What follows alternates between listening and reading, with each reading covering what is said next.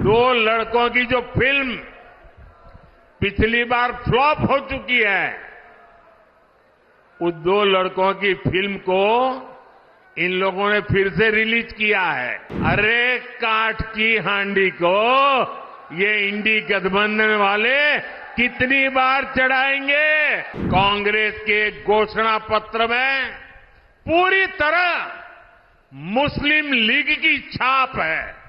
लोकसभा चुनाव 2024 के लिए सभी पार्टियां धुआंधार प्रचार कर रही है। ऐसे में पीएम मोदी ने भी पार्टी को जीत दिलाने के लिए कमान अपने हाथ में ले ली है और विपक्ष पर हमलावर होते दिख रहे हैं। इस बार एनडीए के 400 पार वाले नारे पर बीजेपी पूरा जोर दे रही है, तो वहीं पीएम मोदी ने सहारनपुर में एक चुनावी सभा को संबोधित करते हुए विपक्ष को भरी सभा में धोते हुए नजर आए। दरअसल प्रधानमंत्री नरेंद्र मोदी ने शनिवार को सहारनपुर में एक चुनावी सभा को संबोधित किया।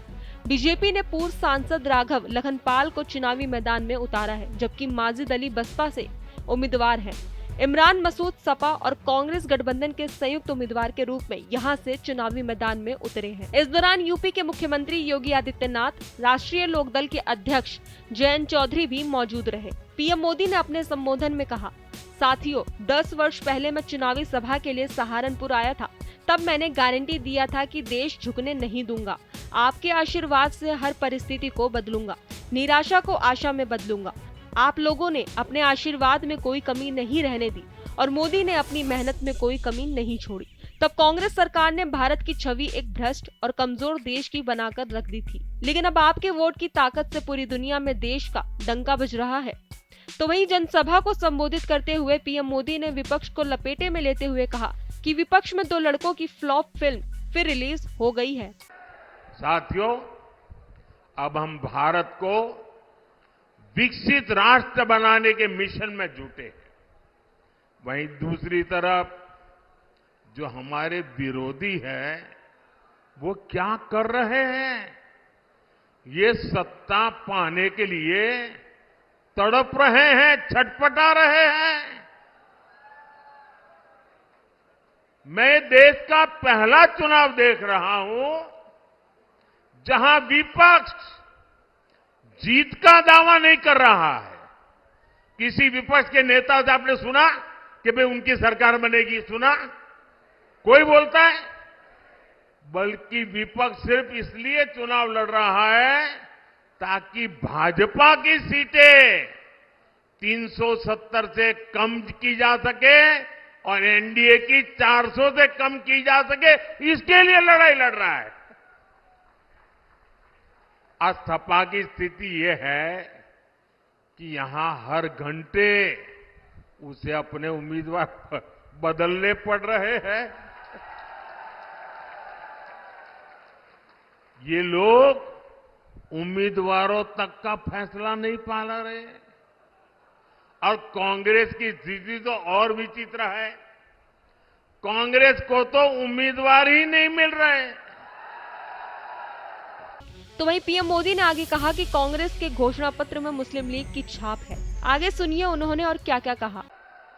साथियों, कभी जिस कांग्रेस ने आजादी की लड़ाई लड़ी थी और कैसे बड़े बड़े दिग्गज कांग्रेस के साथ जुड़े हुए थे, महात्मा गांधी का नाम जुड़ा हुआ था, लेकिन आज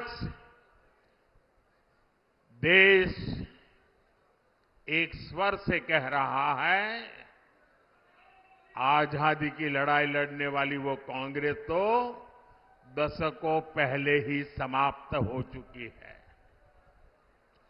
अब जो कांग्रेस बची है उसके पास ना देश हित में नीतियां हैं और ना ही राष्ट्र निर्माण का विजन। आपने देखा होगा कल कांग्रेस ने जिस तरह का घोषणा पत्र जारी किया है, उससे साबित हो गया है कि आज की कांग्रेस आज के भारत की आशाओं, आकांक्षाओं से पूरी तरह कट चुकी है।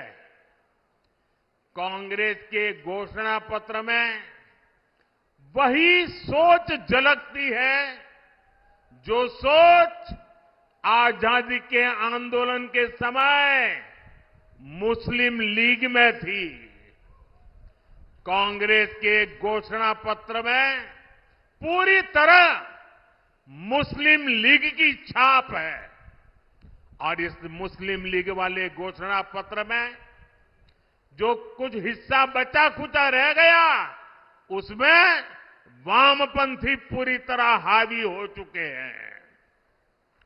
कुल मिलाकर कांग्रेस इसमें दूर दूर तक नहीं दिखाई देती है। ऐसी कांग्रेस 21वीं सदी में भारत को आगे नहीं बढ़ा सकती। फिलहाल खबरों में बस इतना ही। बाकी देश और दुनिया की तमाम खबरों के लिए देखते रहिए भारत एक्सप्रेस।